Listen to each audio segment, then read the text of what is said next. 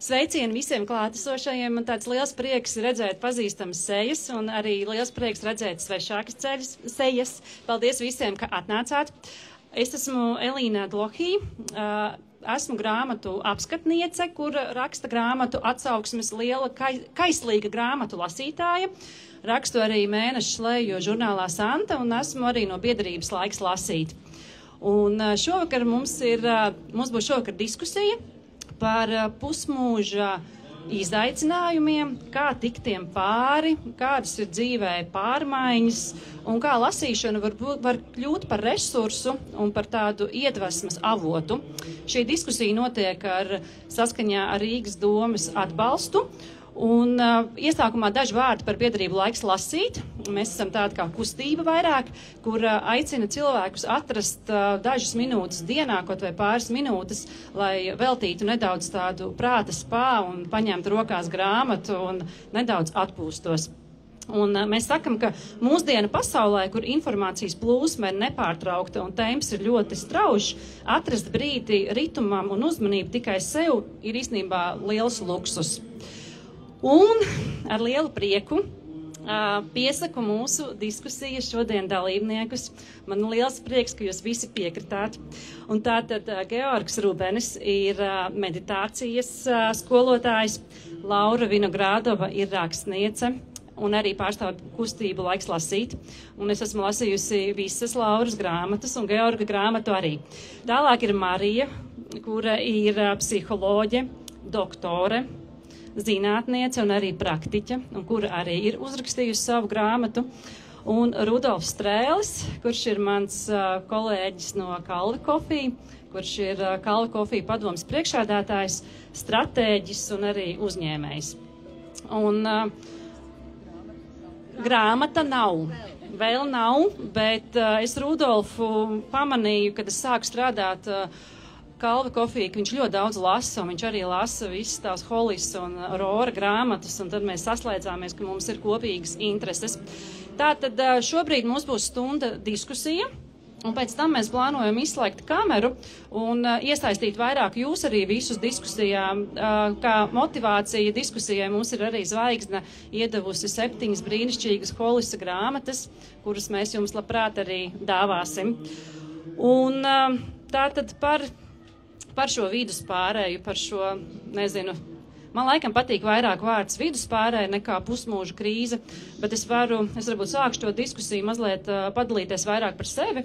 Man liekas, man bija 38 gadi, es strādāju finanšu iestādē lielā, un man ir 3 brīnišķīgi bērni, 3 brīnišķīgas meitas, vīrs un arī tur sunīts mājās, kas luncina aste, un it kā viss ir, un viss ir ļoti forši, bet tajā pašā laikā man sākās šie lielie jautājumi, kas vispār mani dzīvi notiek, vai vispār no manis šai dzīvē vai pasaulē ir kāda jēga, kas aiz manis paliek, vai es esmu šeit, vai šeit ir kāds cits, vai, vispār, kas tas viss notiek. Un es īstenībā nesapratu, kas ar mani notiek. Es aizgāju pie ārsta. Ārsts, protams, uzreiz uzliek diagnozi, ka tā ir depresija, un jālieto ir tabletes, lai saprastu, bet man šķita, vai tiešām tā ir. Un tad es nejauši nonācu vienā arī tādā retrītā pie Jura Rubeņa. Jā, un mēs izgājām cauri tam tārpiņa, tam, kā to pareizi bija, tārpiņš un tauriņš pēc tam. Kūniņa un tauriņš, ka lai tu kļūtu par to tauriņu, tev ir jānomirst, un tad tā kūniņa, un tad tu kļūsti par to tauriņu. Un man kaut kā tas viss saslēdzās kopā, un es sāku vairāk par to lasīt, es tiešām sāku daudz smelties spēku grāmatās, un tāpēc parunāsim šodien par to. Marija, vai ir tāds, ko tu varētu pateikt par šo terminu viduspārēja, un kas tas ir par tādu procesu, un kam cilvēki iziet, un vai pie tevis vēršās ar šiem jautājumiem? Protams, ka tādā zinātnē nav tādas diagnozes, viduspārēja vai pusmūža krīze arī nav tāda diagnoze. Bet es domāju, ka viduspārēja tas ir kaut kāds tāds, kaut kas cits nekā pusmūža krīze. Tās ir 2 dažādas lietas, manuprāt. Jo, ja mēs skatāmies uz krīzēm, tad tam noteikti ir jābūt kaut kam, kas tiešām ārkārtīgi traucē dzīvi. kad mēs nespējam vairs funkcionēt, kad tā kā patiešām mēs esam kaut kādā strupceļā, un tas izpaužās, nezinu, mūsu veselībā, mūsu attiecībās, mūsu spējā strādāt, mācīties un citās lietās. Tad mēs varam runāt par krīzi. Jo tas, ko es esmu pamanījusi, ka dažkārt par krīzi, tāpat kā par depresiju, diemžēl tiek sauktas visas lietas, kas nepatīk. Man šodien uznāca, slikta noskaņa ir depresija, vai man parādījās nopietni jautājumi, man ir krīze. Ne viss, kas mums nepatīk, ir krīze. Ja? Es ceru, ka mēs par to varam vienoties. Un tā pamatideja ir tāda, ka tiešām tā dzīve ir ļoti traucēta, un par pusmūža krīzi savukārt sāka runāt, protams, ka pagājušajā gadsimtā vidū, un tā ideja bija tāda, ka cilvēki sastopās ar šiem te eksistenciāliem jautājumiem, kad sāk domāt patiešām par savu, tādu nebezgalīgu dzīvošanu uz šīs planētas, ja, ka mēs visi esam mirstīgi un ka vispār tas laiks nav patiešām super garš, jo tad, kad tev ir, 10 gadi, tad tev liekas, ka 20 tas vispār gandrīz vai nav sasniedzams, ja. Tāpēc tas ir kaut kas tāds, kas pusmūža krīze ar to atšķirās un par to runā, kad mēs sākam domāt patiešām par savu, ne tikai par dzīves jēgu, bet arī par to, kādas ir mūsu attiecības ar to mūsu mirstīgo dabu. Ja? Tas ir tas, kas ir par pusmūža krīzi kā tādu. Un vai pie manis vēršās cilvēki? Jā, ik pa brītiņam ir, un, protams, ka, ja mēs skatāmies pusmūža krīzi, tas ir ļoti garš periods, un tas ir, tā kā līdz kaut kādiem pusmūžu, tas ir 50, 60 arī gadi, ja, un protams, ka, tā kā tie jautājumi, kas tur parādās, arī domājot par tādu veselības stāvokli, ja, un attiecībām ar savu ķermeni un veselību, tas arī ļoti nopietni ietekmē to, kā es par to jūtos, un vai varbūt man tiešām ir kaut kāda veselības krīze, kas man arī noved līdz tai pusmūža krīzē. Jā, bet man liekas, ka tas, kas ir mūsdienās, ir ļoti interesanta lieta, ka mums var būt pasēs līdzīgs vecums, bet mums var būt dažādas krīzes. Jā, jo, piemēram, tu vari būt pāri 40 un jauna mamma. Un tev ir varbūt jaunas mammas visādi jautājumi, un tu ļoti labi tā kā sapas un saproti tās arī, kurām ir 18 vai 20, un jūs tā kā runājat par vienām un tā pašām lietām, par piena problēmām vai citām, ja, un barošanu un tādām lietām. Un, protams, ka ir situācijas, kur tev ir tikpat gadi, bet tu kļūst par vecmāmiņu. Ja, un tev ir kaut kāda cita sajūta par to dzīvi, un tad tev ir draudzene, kas runā par mazuļiem, un tu esi vecmāmiņa, un tu tā kā domā, man ir cita dienas kārtība, ja. Tā kā tās krīzes arī viņas var būt dažādas, ja, un, protams, ka arī pa dzīvi, tas, kas arī ar ko nāk pie mani cilvēki arī ļoti dažādos vecumos, un kur es arī saprotu, ka, piemēram, attiecību krīzes, jebkurā vecumā, kad ir attiecības, vienmēr var būt krīze, vai ne? Piedod, tu man saki, kad man jāpārstāj, jā, lūdzu, iesmu pļāpa. Paldies, Marija. Georgi, man nākamais jautājums ir tev. Kā atpazīt to krīžu sākumu un varbūt tu arī var padalīties nedaudz ar savu pieredzi, jo mēs strādājām vienā darba vietā. Es gan biju atnākusi un tu jau biji aizgājis projām, un es atceros, ka ļoti daudz kolēģi teica, tas Georgs gan bija ļoti labs, bet kas ar viņu notika un kāpēc viņš pameta šo darba vietu, jā? Jā, es varbūt sākumā atsautos nedaudz arī uz to piemēru un to stāstu, ko tu minēji, ka pienākos varbūt dzīves posms, kad sāk parādīties kaut kādi jautājumi, kas ir vai ne tie, arī, ko Marija minēja, eksistenciālai jautājumi, vai jautājumi par kādu jēgu, vai jautājumi arī par to, kāds vispār labums ir no tā, kas šajā pasaulē dzīvoju, veidoju attiecības, aktīvi darbojos, un kāds tas gala rezultāts vai sausais atlikums. Un tas, par ko es pats esmu daudz domājis un ko es arī esmu piedzīvojis, ir tas, ka patiesībā, lai mēs varētu nodzīvot pēc iespējas tādu labāku un jēgpilnāku dzīvi, mēs īstenībā nealkstam pēc tādas lietas kā laimes, bet mēs īstenībā alkstam pēc tādas lietas kā jēgas. Un kaut kādā vecuma posmā tas jautājums par to jēgu parādās. Un šeit arī es domāju, ka arī pirms šīs sarunas nedaudz parunājām aizkadrā. Protams, ir tas, ka mēs varam tā runāt to, ka katrs cilvēks mēs izdzīvojam caur tādiem diviem dzīves posmiem. Ir kaut kāds pirmais dzīves posms, kur ir viena uzdevumi, un šajā pirmajā dzīves posmā uzdevumi ir tā kā, iemācīties dzīvot, iemācīties miedarboties ar cilvēkiem apkārt, iemācīties kaut kādā veidā risināt problēmas un jautājumus, iespējams parūpēties par sevi materiāli, iespējams nodibināt ģimeni, izveidot attiecības un citas lietas, bet tie ir būtiski jautājumi līdz kaut kādam vienam brīdim. Un tad vienā brīdī mēs piedzīvam kaut kā tādu nostīt pagriezienu punktu, kad parādās vai sākās tad otrs dzīves posms, kurā sāk parādīties kaut kādi citi jautājumi, kas ir aktuāli. Un domājot, arī runājot varbūt arī par tādu savu paša personīgo pieredzi, tad, un atcaucoties tur, ko tu minēji par šo kopīgo darba vietu, tad tas bija tas īsumā brīdis, kad man šie jautājumi parādījās. Un tie jautājumi man parādījās, un tie bija tik aktuāli un tik spiedīgi, ka es teiktu to, ka es sāku piedzīvot to, ko nozīmē šī vidus pāreja, bet šī vidus pāreja man noved pie tā, pa ko Marija runā par krīzi. Un tad man bija tāda vairākus gadus, tāda ilga vai gara šī krīze, garīgajā kontekstā to kādreiz dēvē pat vēseles tumšo nakti, vai par tādu taustīšanos cauri miglai, lai tā kā atrastu un sajust kaut kādus dzīves virzienus, mērķus, uzdevumus, pienākumus. Bet tā interesantā lieta ir tāda, ka tās atbildes patiesībā nav tas pats būtiskākais šajā te brīdī vai šajā mirklī, ka pats būtiskākais drīzāk ir tas procesa veids meklējums. Es domāju, es tā arī varētu vilkt arī tādas līdzīgas analoģijas, piemēram, tādu lietu, ko daudz mēs esam dzirdējuši, varbūt kā paši bijuši vai kādiem draugi bijuši, piemēram, svētceļojumā uz Santiago de Compostelo.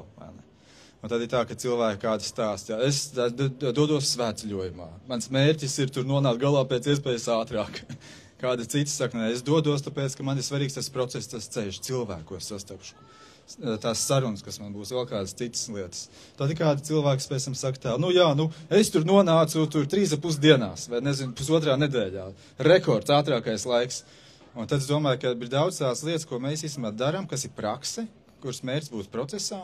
Piemēram, nav jau tā, ka mēs aizējam uz dievkalpojumu, mēs sākam skaitīt lūkšanu, ka tas citam sev pa plecu, sakam, es tāvreiz noskaitīju tagad 10 sekundēs, vai tur vēl kaut kādā citā brīdī. Nē, jautājums par to procesu. Un tas otrais dzīves posms bieži vien ir jautājums par tādu uzticēšanos tam procesam. Vai es uzticos, ka tās lietas, kas ar mani notiek, ka tie jautājumi, kas man ir būtiski, ka tie man ved pareizā virzienā. Un tas gala mērķis vai tā nonākšana tajā katedrālē nevienmēr tāpat būtiskākā.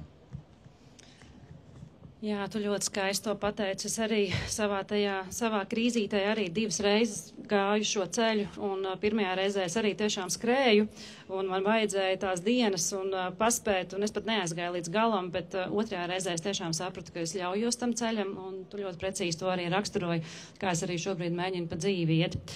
Laura, tu raksti tādas diezgan smeldzīgas grāmatas, tādas, kas liek daudz padomāt arī un aizkustinošas, un arī tu rakstīji vēstules brālim, kurš ir miris, un arī nesen žurnālā Santa bija tavs tāds ļoti aizkustinošs raksts par tevi un mežu. Varbūt tu vari nedaudz padalīties savā stāstā? Pirms es atceros, es arī gāju uz Santiago ceļu, bet vienīgais, par ko es spēju domāt, ir par sāpošām kājām. Tas man ir lielākās atmiņas, ka tas bija ļoti sāpīgi.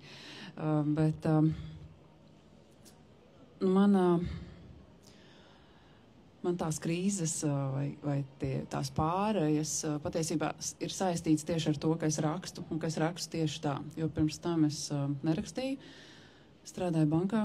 Bet tad šī brāļa aiziešana bija tas brīdis, tas bija aptuveni pirms 11 gadiem, kurā es nebiju gatava tam, ka man tik strauji ir jāpāriet, ka tik negaidīti man pēkšņi tā apziņa, ka tā mirstība ir tuvu, ka man viņa ir jāpiedzīvo tā, es tam pilnīgi nebiju gatava. Bet tas bija brīdis, ko es saucu arī, viņa nāve ir mana otra piedzimšana, tā ir mana jaunā dzīve, jo tieši tajā brīdī, kad es sapratu, ka tas beigsies, tā dzīve. Es ļoti pārdomāju, vai tas, ko es daru dzīvē, ir tas, kas man sniedz prieku un kā es to dzīvoju. Un tad es sāku rakstīt, un tad bankā vairs man neviens nav redzējis. Labi, man liekas, nav arī vairs tāda iespēja. Tur vispār kāds vēl iet? Var vēl, jā. Jā. Bet, jā, ne, tas bija brīnišķīgs laiks, bet es ļoti, ļoti pārdomāju savu dzīvi, pārvērtēju un arī sapratu, ka tas man īstenībā pazud kaut kādu baiļu par citu vērtējumiem. Es tiešām izjūtu, ka tā ir mana dzīve. Un tas bija ļoti skaists brīdis. Tas bija milzīgas sēras vairāk gadu garumā, kas tiešām bija ļoti tumšas, bet tāpat laikā tā bija tā otra piedzimšana. Tas bija, es pēkšņi sapratu, kā ir, kad man patīk mana dzīve, ka man patīk katra diena. Tas bija tāds brīnišķīgs posms. Savukārt tagad, kad es pietuvojos varbūt viduspārējai arī vairāk ķermeniski, nu tagad ir savādāk. Un tagad nāk tie jautājumi, tāpēc man tas viss ir kaut kā tā haotiskāk noticis, jo pirms tam bija tā kaut kāda dzīves kā posma apjausma, bet tagad atkal ir šie lielie jautājumi. Un es tagad, kamēr jūs runājāt, atcerējos, ka man pirms kādu pusgada es naktī pamodos no tādas dīvainas balss, es nezinu. Es pamostos no tā, ka man kāds jautā, pilnīgā tumsā blakus ir mana ģimene, bet es pamostos, man kāds jautā, kas tu esi. Un es atceros, ka es tik ļoti apstulbu naktī un savu gāju uz virtuvu ūdeni padzerties. Un es pirmkārt man bija, kas jautā, un otrkārt, kas tad es esmu. Un tas arī ir tāds skaists brīdis, kurš ir ļāvis par to sākt tagad domāt padziļināti. Kaut kā sākt meklēt, kas tad es esmu, un sākt domāt, vai šai... Es daudz esmu domājis, man ir šie jautājumi, ko es varu dot pasaulē, un šis te jautājums pirms pusgada, kas tu esi, man ir, varbūt es aizdomājos, ka varbūt man nekas nav jādod, man ir vienkārši te jābūt. Nu, kaut kā bija haotiski sagāja, bet viss kārtībā. Paldies. Es vienā sarunā, man liekas, Marija, tu biji teikusi, ka tas ir ok, kad ir tās balsis, kas runā.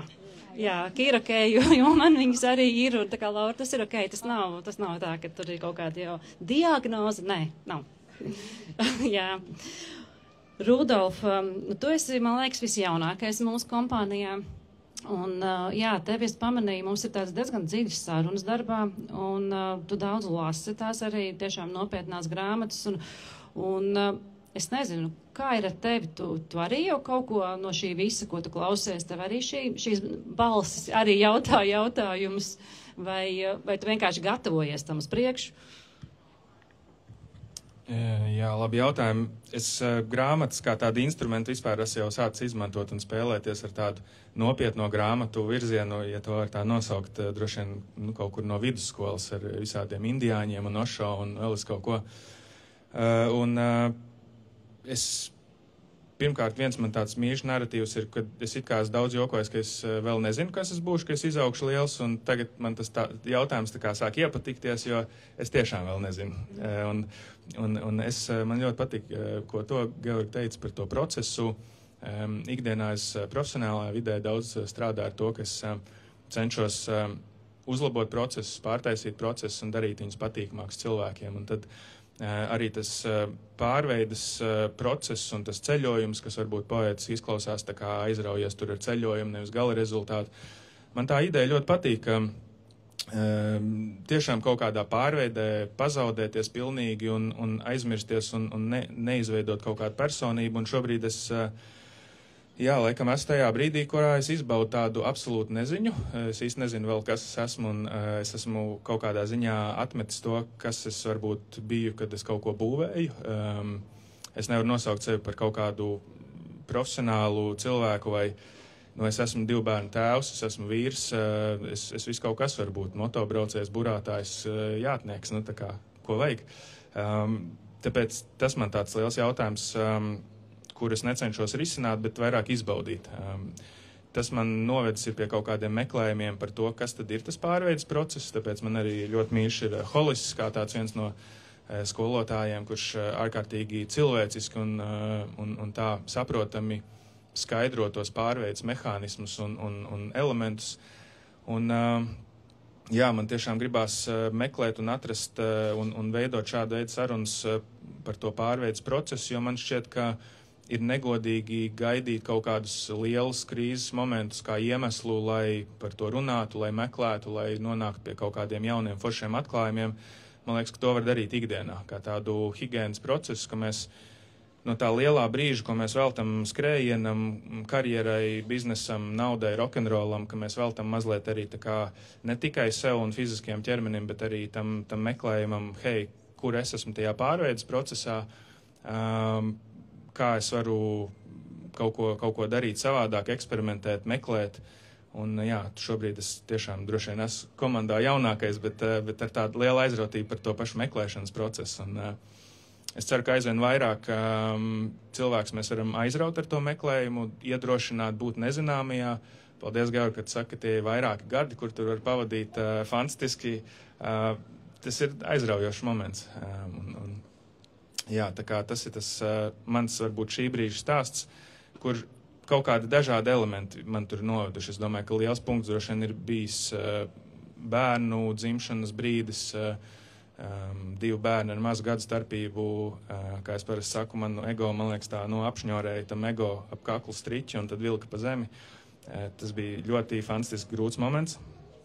Tad arī, protams, tas karjeras punkts, kur es dzirdu, ka visi no bankām iet prom. Es arī redzu, ka var būvēt tos karjeras soļus un viss kaut kas sanāk, bet ko vēl? Tā kā, cik var kaut ko tur sadarīt, cik var sapelnīt. Un tad paliek tas jautājums, ko arī Georgs minēja. Kas vēl? Kur iet dziļumā, kas vēl ir par to jēgu un dzīvē?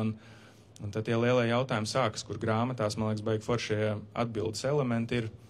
Un tad tā mana praksa kaut kāda pēdējā, ka es vienkārši spēlējoties dažādām grāmatām, meklēju arī dzīvē, kas ir tie momenti, kurus var saskatīt kaut ko līdzīgu un atrast kaut kādas jaunas atbildes sev.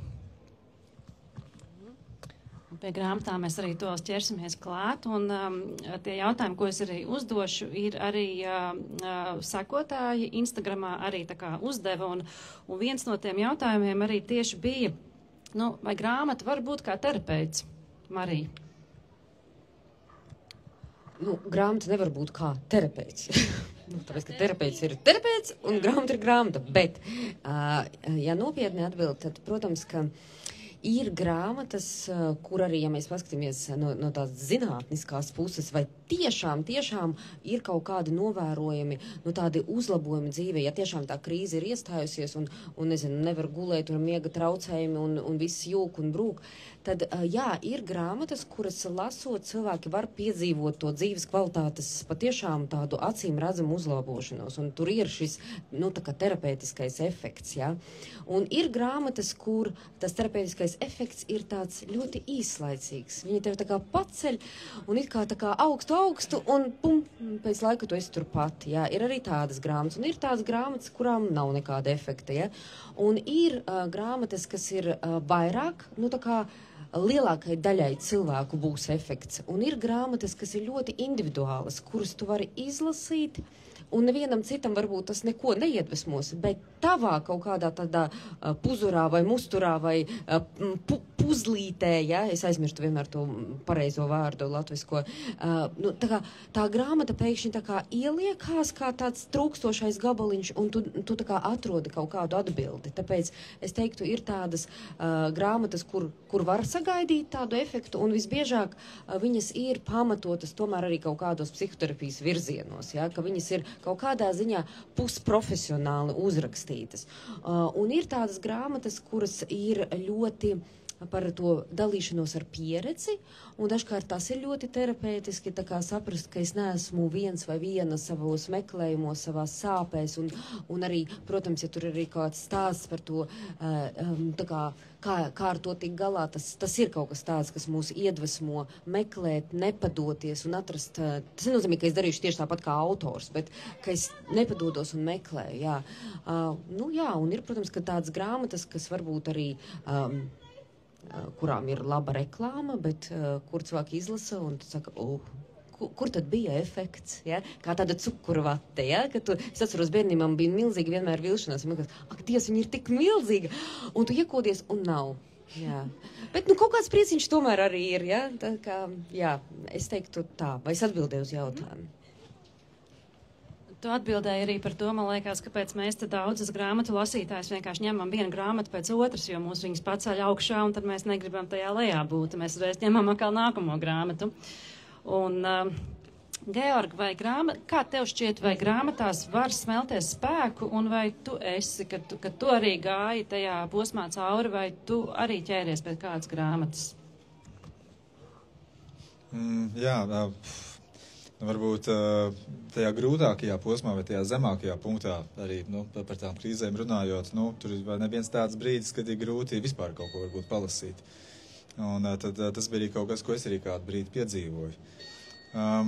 Taču es domāju, un tas, ko es pats esmu piedzīvojis, ka ir virkne ne tikai varbūt arī profesionālu grāmatu, bet arī labu romānu vai stāstu vai seno mītu pārstāstu vai pārrakstīšanas kaut kādas versijas mūsdienu valodā, kas liek aizdomāties par ārkārtīgi būtiskām dziļām tēmām. Un man šķiet, ka dažkārt, vismaz tā uzmanīgi šīs grāmatas dažas lasot, ka dažkārt ar tādiem metaforām vai tēliem vai simboliem ir iespējams pateikt daudz lielāku gudrību nekā varbūt par to runājot frontāli un runājot par tām lietām burtiski. Jo, piemēram, šādā te kontekstā ir tiešām daudz tādas grāmatas, kas man pašam ļoti palīdzējušas. Un patiesībā tas ir viens no veidiem, kā es diezgan bieži mēdzu ieskatīties tādā vienā biezā grāmatā, pa ko daudz runā ēkā šeit aiz muguras. Un patiesībā arī šāda veida tekstu arī ir tādi, divi veidi, kā mēs to varam lasīt. Viena lieta lasot to un mēģinot tā kā to uztvert burtiski, bet otrā lieta mēģinot saprast, bet ja tā ir kaut kāda tā tēla un metaforu un simbolu sistēma, kas varētu būt tās lietas, kas tur varētu būt gribētas pateikt? Un tur ir tā, ka arī, man liekas, ka ir daudzas atbildes, ko tās esmu ieguvis. Piemēram, arī viena no tām lietām, ko mēs arī šeit pirmīt pārunājām, kas ir tādi, pirms mūsu oficiālās diskusijas, mums arī bija diskusija, piemēram, un mēs runājam, tad dalījos ar to, ko es tā esmu sajūts, kas tādi divi lieli cilvēku izaicinājumi no tāda garīguma konteksta. Pirmā tā lieta ir vēlēšanās visas lietas kategorizēt vai likt kastītēs, tas ir labs, tas ir slikts, tas man der, tas man nedara. Un otrā atkal tāda lieta ir tāds manas individualitātes nošķīrums no kaut kā lielā, kas ir pa mani. Vai, teiksim, mans individualitātes nošķīrums no, dievišķā, garīgā un viss pārējā. Patiesībā abi divi šie elementi, viņi parādās arī tajā grāmatā, kas tiek lasīta ēkā aiz muguras, pasaules radīšanas stāstā. Ir kaut kāds viens brīdis, kad divi cilvēki kaut ko izdara un piepaši sāk visas lietas kategorizēt, likt kaut kādās kastītēs, labs, ļauns, slikts un tā tālāk. Un līdz ar to piedzīvo tādu, izdzīšanu no kaut kā vai nošķiršanos no kaut kā lielāka. Un pēc tam visa pārējā tā lielā grāmata stāsta par ko? Tas pārējais stāsta par to, kā to plaisu pārvarēt. Un šie tādi elementi, ko es esmu izlasījis ne tikai tajā grāmatā, bet daudzās citās, un tā metaforiskā veidā par to domājot, tiešām tādas, sev nozīmīgas un svarīgas atziņas esmu ieguvis. Paldies! Klausoties tevi un arī iepriekš Mariju, man uzreiz ienāca prātā tas Safona teiciens arī, kad grāmatas ir kā spoguļi, kuros mēs varam saskatīt sevi pašu. Un es arī ļoti daudz grāmatas izlaižu caur sevi, un mēs šeit runājam ne tikai par pašpalīdzības grāmatām, mēs īstenībā runājam par dāju literatūru, arī par dzēju, prózu, par pilnīgi visu. Laura, tev es gribēju jautāt par rakstīšanu. Vai rakstīšana ir tev arī kā tāda sava veida terapija, vai kā tu vispār sāki rakstīt? Jā, man parasti ir bail atzīt, ka man tā tiešām ir terapija, jo tad es, man liekas, nekotējos tajā augstvērtīgajā plauktā. Bet man rakstīšana noteikti ir terapija, jo es sāku rakstīt, rakstot vēstules brālim uz debesīm. Un tas bija interesants tāds laiks, jo es ļoti ātri uzķēru, cik skaisti es savu dzīvi varu izstāstīt kā daļu literatūru. Un tad man ļoti patika ar to spēlēties, jo vairums manā grāmatā ir, ja ne manis piedzīvot, tad manis novērot notikumu. Un tā ir mana dzīve. Bet es nerakstu, ka Laura gāja uz veikalu, tur Taņa gāja uz veikalu. Un es ļoti ātri to atklāju, ka tā ir mana dienas grāmata būtībā, visas manas grāmatas, tā ir mana dienas grāmata. Bet es par lasīšanu, tu man gribēji par rakstīšanu, bet es par lasīšanu arī gribēju pateikt, jā, kad es arī lasu pašpalīdzības grāmatas, bet man ir viena grāmata, man patīk, ko tu teici, ka katram jau tā ir sava, un iespējams, ka šī grāmata varbūt, kur ir lasījuši, jums viņa neko nenozīmē, bet es nesen piedzīvoju vēl vienu krīzi, man bija rakstniecības krīze, kurā es vairs nespēju rakstīt, jo es vairs nesapratu, kāpēc, un labi, tur bija savi iemesli, un tad ir tāda grāmata Delfīnas de Vigānas balstītas patiesos notikumos, kuras lasu, un es saprotu, viņai arī tāda krīze ir bijusi. Un es lasu, un es redzu, kā viņa ir izgājusi tam cauri, un viņi to tik ļoti tur normalizē, un es domāju, tas ir normāli, kas ar mani notiek, kad man ir šis posms, kas negrib rakstīt, ka man nav ko teikt pasaulē, es esmu dusmīga uz pasauli, un es redzu, vēl tā ir. Jo viņai bija ļoti līdzīga, viņa arī bija nogurus no kamerām, no mikrofoniem, no visa, jo tas nāk līdzi tai rakstniecībai. Un jā, es grāmatās meklēju tātad kaut ko līdzīgu, lai es varu līdzpārdzīvot un spoguļoties, jā. Bet rakstīšana noteikti terapija, noteikti. Un es rakstu tikai tad, kad man ir kaut kas sakrājies, ko teikt pasaulē, jā. Kad kaut kas ir tik ļoti samilzis, ka vairs nevar to paturēt sevī. Paldies, man te ir izrakstīti arī dažādi citāti no Džeimsa Hollisa grāmatas, un es pavisam īsti tagad nolasīšu jums. Mazi jautājumi novada pie mazas dzīves, bet lielie jautājumi pie bagātīgas dzīves. Un man liekas, ka šis teikums ir tāds, diezgan tāds zīmīgs, un Rudolf, es gribēju tev jautāt, kā tev šķiet, vai grāmatas palīdz uzdot tos lielos jautājumus un palīdz rast atbildes uz tādiem jautājumiem?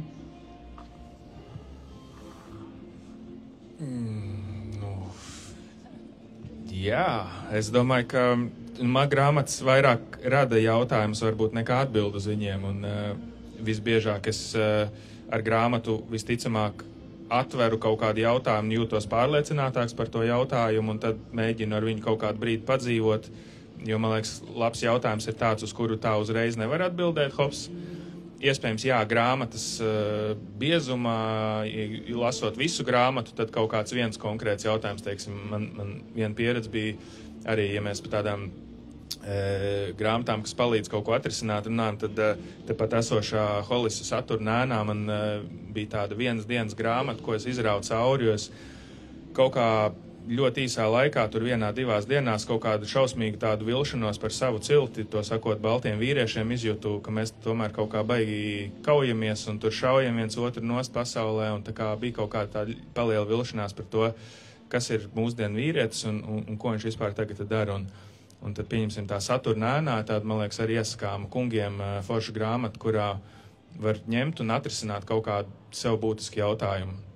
Tāpat tās arī, ja runā par konkrētiem lieliem jautājumiem, tad, man liekas, par grāmatu, ko lasa ēkā aiz muguras, man liekas, Rors ļoti labi daudz ko runā, un Ričards Rors ir arī tāds iesakāms autors, kur es esmu tuvinājies iespējams tādām kristīgām domām no ļoti saprotama skatu punkta, kur, man liekas, ir jābūt augstam līmenim, lai to lielo grāmatu lasītu, bet toties Ričards Rors ir palīdzējis kaut kā iztulkot to jautājumu no citas puses, varbūt pārformulēt, reizēm grāmatas pārformulē šos lielos jautājumus, palīdz saprast, un tad jā, nevienmēr tā atbilde ir uzreiz tajā grāmatā, bet viņi tiešām kā tāds terapeits man bieži ir palīdzējis saprast, kaut ko pārformulēt, paskatīties lietām savādāk. Jo bieži vien man kaut kāds skats ir tāds, šķietami, arī tāds duāls. Ir situācija, tā tad, iespējams tā. Un tā grāmata tā kā paaicina, saka, paskaties vēl no šitās puses. Un tajā brīdī, tajā procesā, kad es sāku skatīties uz izaicinājumu, uz kaut kādu krīzīti, uz kaut kādu pārveides procesu no citas puses, kur tā grāmata saka, klau, ir vēl citas perspektīvas vispār, tajā brīdī sāk veidoties tās iespējamās atbildes. Un varbūt tā atbilde vispār tur pēc 1-2 atnāk, bet vismaz man ir kaut kāds instruments, kaut kāds pakāpiens, kas saka, hei, ir pirmkārt droši, arī citi skatās no citas puses, jā, tas ir normāli. Budisti, kristieši, indiāņi, daudz skatās no citām pusēm un īstenībā varbūt par to pašu tavu jautājumu. Un tas ļoti palīdz. Es atbildēju vai es aizpildēju? Jā? Labi, paldies.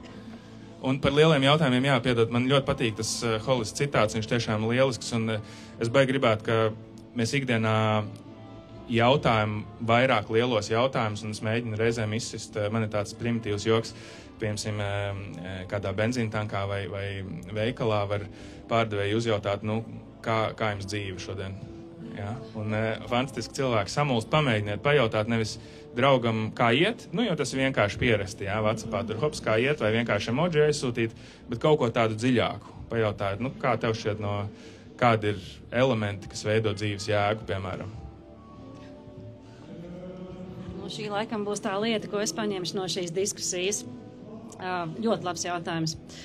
Vēl viena lieta arī, ko autors saka, ka viduspārējā mēs saņemam aicinājumu atrast savu kaislību. Un tas ir ārkārtīgi svarīgi. Noskaidrot, kas līdz kaulam ievelk mūsu dzīvē un savā patiesajā dabā, jo šī pieredze spēja mūs izmainīt. Un tev, Georg, es gribēju jautāt, jo pagājušajā gadā iznāca arī tava grāmata, Gulbju nakts. Vai šī grāmata ir kaut kā saistīta arī ar tavu aicinājumu? Īsti atbild kaut kādā mērā noteikti jā.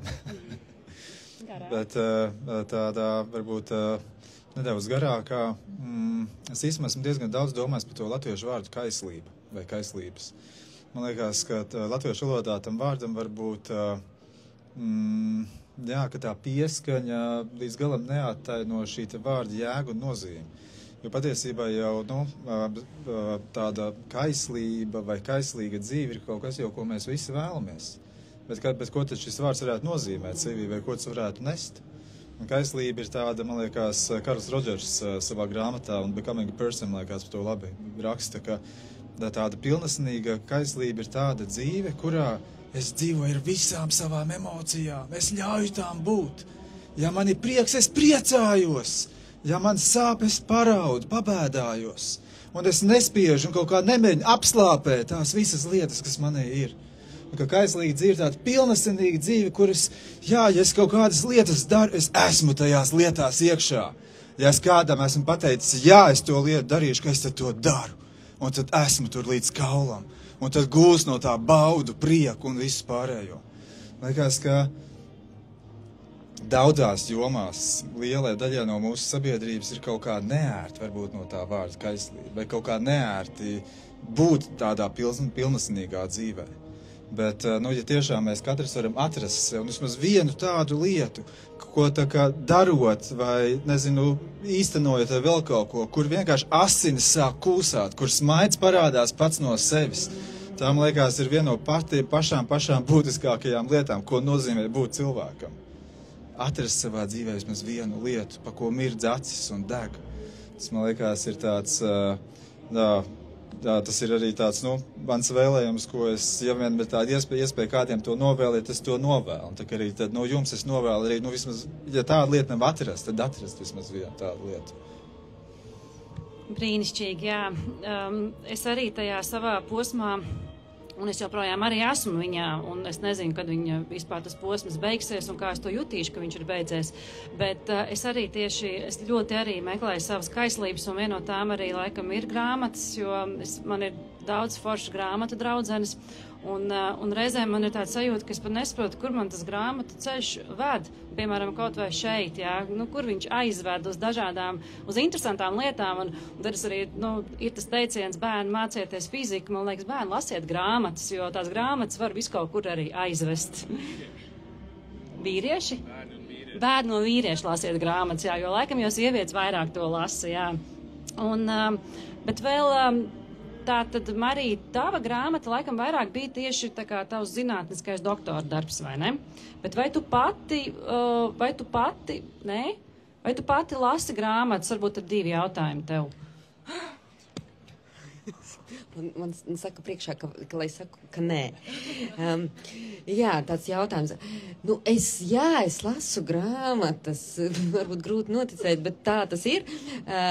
Bet es, protams, ka ļoti daudz lasu profesionālo literatūru. Jā, tas tā ir, un, protams, ka daudz, kas ir arī nevis grāmatās, bet arī tagad žurnāli vairs arī īsti netiek publicēti, tas viss ir tādā elektroniskā veidā. Bet jā, es lasu grāmatas, un arī, mana grāmata bija, jā, tur bija gan mans doktora grāds, bet tur ļoti daudz bija arī mana pieredze, jā, un, diemžēl, es pati biju iztegusi, un arī pieredze tāda, kā tas ir, anonimizēta pieredze, to cilvēku pieredze, ar kuriem es esmu strādājusi, un kuras saskatīju kaut kādas tādas kopsakarības, kur tie stāsti un musturi tiešām atkārtojās, un man bija tiešām svarīgi, jo disertācijā tu ieliec kaut kādu mazu daļu, un tad ir tik daudz vēl informācijas stāstu, ko man likās, šausmīgi žēl, ka tas kaut kur tur aizplēnēs un varbūt citi nesadzirdēs tos stāstus, jā. Vai es lasu daļu literatūru, jā? Jā, es lasu. Un ja tu man prasīsi kādu, jā, detektīvus. Jā, un es ļoti gaidu Rowlingas nākamo daļu. Man šausmīgi patīk, ka tās grāmatas ir biezas, un ar katru reizi viņas kļūst biezākas, un es ar katru reizi esmu priecīgāka par to. Un man, protams, ka ir izaicinājums, beidzot ir grāmatas, ko es nevaru izraut vienā naktī. Bet tas ļoti patīkami, Bet, protams, ka es arī lasu kaut kādu citu literatūru, bet es zinu, ka man, kā cilvēkam, kas strādā arī daudz ar citu cilvēku dzīvēm, pieredzēm un stāstiem, dažkārt es atturos no smagiem stāstiem, jo, ja tu visu dienu dzirdi smagu stāstus un vēl lasi smagu stāstus, tad man liekas, ka var vienā brīdī būt nedaudz pa daudz, tāpēc, jā, es atļaujos ar tiem detektīviem niekoties. Tie detektīvi ir tikai tik biezi, ka viņus nevar paņemt somā līdzi. Vai tev ir ļoti liela soma? Man ir maisis. Maisis, jā. Ok, tad var, jā. Un tagad, jā, mums ir palikuši tikai, laikam, 10 minūtes. Laiks skrien par to smelšanos spēku, jā, tieši tā viduspārēja un to spēku meklēšana grāmatās. Kuras varbūt būtu tās grāmatas, kuras jūs ieteiktu lasīt, lai smeltos spēku? Jā, man bija tāds uzdevums arī, saprotu pārējiem arī, vai nepaņemt līdz 3 grāmatas. Un tad es tādas 3 grāmatas arī paņēmu. Un pavisam īsti par katru no tām. Pirmā, ko es paņēmu līdz, bija Marijas grāmata. Jā. Tīri arī tā iemesla dēļ, ka tajā brīdī, tad, kad mēs tagad domājam paši par sevi, savu dzīvi, savām kaut kādām labsajūtām, citām lietām, tad nereti mēs to darba vidi noliekam otrā plānā, jo liekas, pagaid, tas taču ir darbā, tas neatiecās uz manu dzīvi vēl kaut ko, bet darbs tā tomēr ir, tur mēs pavadām, 8, 9, 10, citur būtu vairāk stundas, milzīgi daļa no mūsu nomoda laika. Un tā kā es pats arī esmu piedzīvojis profesionālu izdegšanu, tad patiesībā tā ir tāda, laba grāmata, ko es turu tuvākajā grāmatlautā pie man rakstām galda, ko tad brīdi arī pašķirs un paskatos. Vēl viena tāda grāmata ir jau šeit arī pieminētā James Hollis Viduspārēja, kas, man liekas, vispār ir tāda, absolūtākā rokas grāmata cilvēkiem, kas vai jau ir dzīves otrajā posmā, vai arī ir ceļā no pirmā dzīves posma uz otro dzīves posmu. Un trešā grāmata, ko paņēma līdzi, ir ekonomists Pēters Strautiņa, tāds eseju apkopojums, bet arī jau iepriekš minēju teicu, ka to grāmatas paņēma līdz tā iemesla dēļ, ka, kas ir ekonomists, ekonomists pēc būtības jau ir bišķiņ tāds sociāla antropologs. Ko ir sociāla antropologi, viņi ļoti labi apraksta kaut kādas sistēmas un ietvarus. Un Pētera Strautiņa arī šajās te esejās vai rakstos, viņš, protams, raksta par Latvijas ekonomiku pēdējos 15-20 gadus, bet mums jau vienmēr jāatcerās to, ka mēs jau neesam individuāls būtnes. Mēs dzīvojam visu laiku kaut kādā konkrētā lokācijā, konkrētā vidē, konkrētā ģeogrāfijā, kopienā. Mums ir bišķiņ jāsaprot tas konteksts, kurā mēs dzīvojam. Un līdz ar to, ja mēs varam tā palasot nedaudz saprast kaut ko vairāk, ne tikai sevi, bet varbūt arī tos cilvēkus mums līdzās, tad tas īstenībā iedod tādu daudz plašāku un skaidrāku bildi, jo kādreiz tajos individuālajos meklējumos vai individuāli izaugsmes ceļā mēs bišķiņ aizmirstam to pārējo sabiedrību. Bet mēs esam daļa no pārējās sabiedrības. Mums ir vienmēr tā nedaudz tomēr jāpaskatās un jāatcerās, ka dzīve notiek te, kuri cilvēki. Kāds bija jautājums? Kuras smaļos spēku. Bet, starp citu, es aizdomājos, tu teici, ka tu nelasi tos smagos stāstus, jo tu viņus dzird dienā, un tad es domāju, kāpēc tad es izvairos no tiem krimiķiem, vai es viņus redzu ikdienā, jo it kā nē, bet, jā. Bet es noteikti manu spēku sniedz dzeja. Es nezinu, man tas melodiskums, ritms, man pat reizēm nav svarīgi, cik kas tur ir centies būt dziļš vai kas ir tēmas, ko viņš apskata, bet tieši tā forma laikam mani ļoti spēcina. Un vēl es tagad domāju, es tāds konkrēts grāmatas nenosaukšu, bet vēl man, es pēdējā laikā un vairāk lasu bērnu literatūru, jo man patīk tas, ka to var tik vienkārši pateikt. Tas milzīgais dziļums ir pateikts tieši tik vienkārši, un man tas fascinē. Un, bet par viduspārējas grāmatām es mazliet atzīšos, ka es baidos reizēm lasīt un vispār par šīm tēmām, jo tas jau viss nenotiek tik vienkārši un tik viegli un apzināties, lasīt un apzināties, ka es ne tuvu nejūtos pārliecināta, kas ne tuvu tam neesmu pietuvojusies, kas neesmu neko sasniegusi vai ka, kaut kas tādā globālā līmenī, un tad man ir bail mazliet viņus lasīt, jo liekas, ka es neiekļaujos tajā kategorijā, kura drīkst pāriet viduspārējā, kas vēl neesmu, man vēl nav tur nekā, un jā, no tā es mazliet baidos, bet baidīties arī ļoti ok. Jā, es laikam atkal par to miršanu. Jā, jo tas ir tas, man liekas, jautājums, kas ir tik ļoti aktuāls. Un tas, ko tu teici par to, ka, par to ekonomisko to vidi un arī par to, kādā vidē mēs dzīvojam, man liekas, tas mūžīgais jaunības kults un visas citas lietas, tā kā mēs mēģinam to neredzēt un tas, kas tiek piedāvāts tā kā risināt ar tādu, nezinu, tu uzsmērē kā sieviete kremu un tu dzīvo mūžīgi, kaut kas tāds. Un tāpēc man uzreiz ienāca prātā, es nepaņēmu līdzi, es nezinu, kāpēc, Irvina Jaluma grāmatu, un man pēkšņi ir atmiņas arī traucējumi iestājušies, kas ir par ieskatīšanos saulē. Es neatceros, vai viņa ir tulkota latviski. Ja mūs klausās kāds izdevējs, es ļoti rekomendēju iztulkot šo Irvina Jaluma grāmatu, precīzo nosaukumu es atcerēšos un varu nosūtīt. Jo viņa tiešām viņa ir kolosāla, viņa ir varbūt arī domāta kā terapeitiem, kā par to runāt, bet man liekas, ka tādiem cilvēkiem, kas grib ieskatīties un zināt, tur ir, jo man pašai bija jautājums, atnāks pie manis cilvēks ar pusmūža krīzi, jautās man, ko es darīšu, ko es stāstīšu, varbūt pasakas, jā, labs variants, pasaku terapija arī ir, bet tad es izlasīju, un tur bija tik kolosāli, viņam bija, viņš mēģināja skatīties, kā par to var domāt un runāt cilvēks, kas ir ticīgais, un kā par to var domāt un runāt cilvēks, kas varbūt netic kaut kādām, nezinu, dievam vai tas garīguma, tā vertikāla nav tik svarīga, bet kā par to runāt ar jebkuru. Un man likās, wow, un viņš tā kā to dara tik ļoti, man likās, arī eleganti un tik ļoti iejūtīgi un tik ļoti dziļi, ka man likās, ka šī ir viena brīnišķīga grāmata. Jā, tā man liekas, tieši domājot par tādu, varbūt pusmūža krīzi un tādiem šiem te jautājumiem, bet, protams, ka manā dzīvē tā grāmata, ko es arī rādīju tajā mazajā video, varbūt, ko es pieminēšu, ir biezā grāmata, sievietes, kas skrien ar vilkiem.